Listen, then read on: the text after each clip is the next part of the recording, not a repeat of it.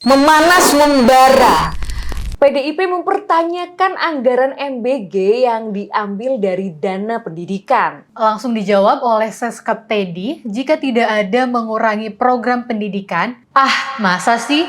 Jadi, bagaimana awalnya? Nah, jadi ini kita mau baca beritanya, ada dari Kompas.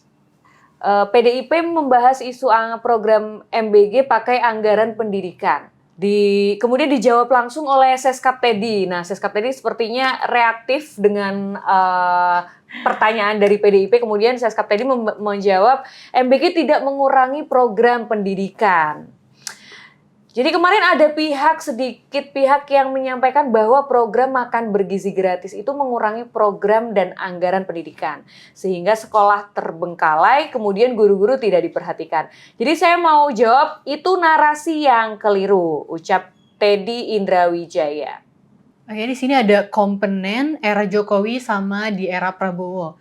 Total anggaran pendidikan di era Pak Jokowi kurang lebih 660,8 sampai 665 triliun. Sedangkan di era Pak Prabowo ada 724,3 triliun.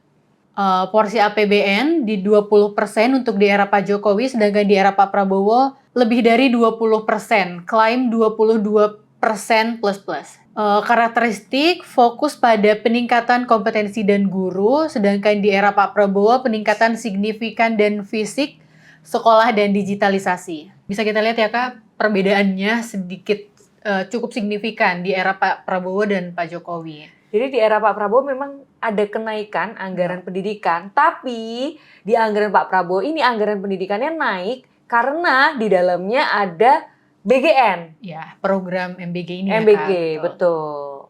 Padahal tadi yang disampaikan oleh Seskap Teddy, MBG itu tidak mengambil anggaran pendidikan. Nah, tadi kan kalau kita lihat, kita baca, cermati, kita breakdown datanya itu, jelas-jelas MBG ini mengambil dana pendidikan. Programnya memang tidak berkurang, tapi anggarannya yang berkurang. Jadi ini kalau kita baca dari tabel tahun anggaran 2026, nah ini bisa kita lihat ya dari rincian anggaran pendidikan tahun anggaran 2026, Badan Gizi Nasional sendiri itu anggarannya 223 triliun 558 miliar. Ini dari total keseluruhan anggaran pendidikan 769 T, which is berarti sepertiga dari anggaran pendidikan itu untuk MBG. Oh, kalau dilihat ya kayak emang sih nggak mengurangi program, tapi anggaran yang lainnya jadi berkurang.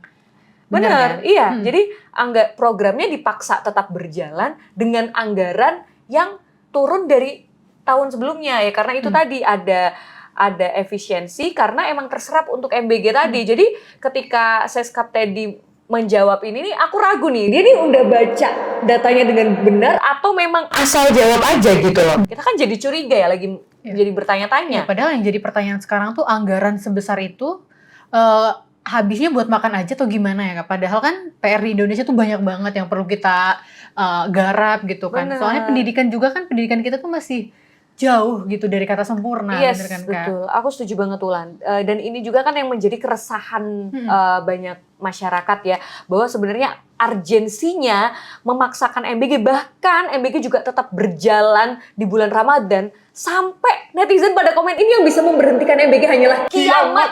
Kiamat aja katanya buka setengah hari ya tuh. Mari kita baca komentar netizen.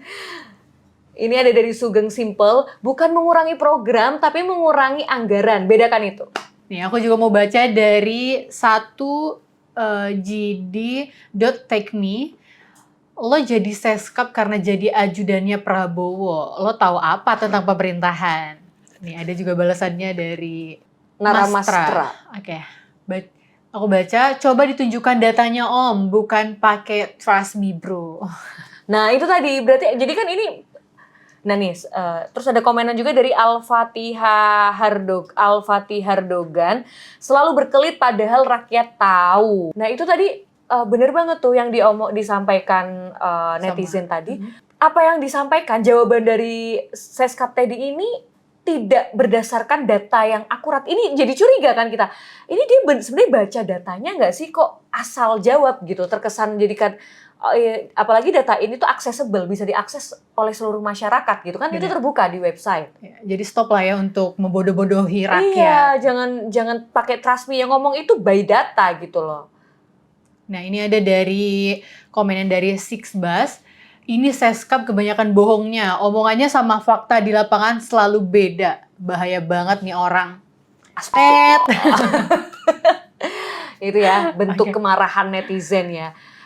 Tadi karena PDIP mulai menyenggol program pemerintah gitu kan, dan Seskap Teddy ternyata reaktif dengan pertanyaan dari PDIP. Seharusnya tidak perlu reaktif, ya nggak apa-apa reaktif tapi dijawab tetap dengan data gitu loh. Ya mungkin PDIP udah menjalankan fungsinya sebagai oposisi Kak, atau mungkin PDIP berusaha mencuri kembali hati rakyat. Ini untuk kontestasi 2029 ngambil hati rakyatnya dari sekarang. Iya. Tapi nggak apa-apa, apapun itu, yang penting oposisi itu kan tetap harus ada sebagai kontrol jalannya pemerintahan. Bener banget. Apalagi nih momentumnya pas banget nih Kak, banyak Yes. masyarakat yang mulai kecewa dengan program Prabowo Gibran. Ya, karena kecewa dan meresahkan sih, karena banyak sekali yang harus dibenahi kan dari berjalannya program makan bergizi gratis. Kalau menurut Sobat Visioner gimana? Jangan lupa komen di kolom komentar dan jangan lupa subscribe.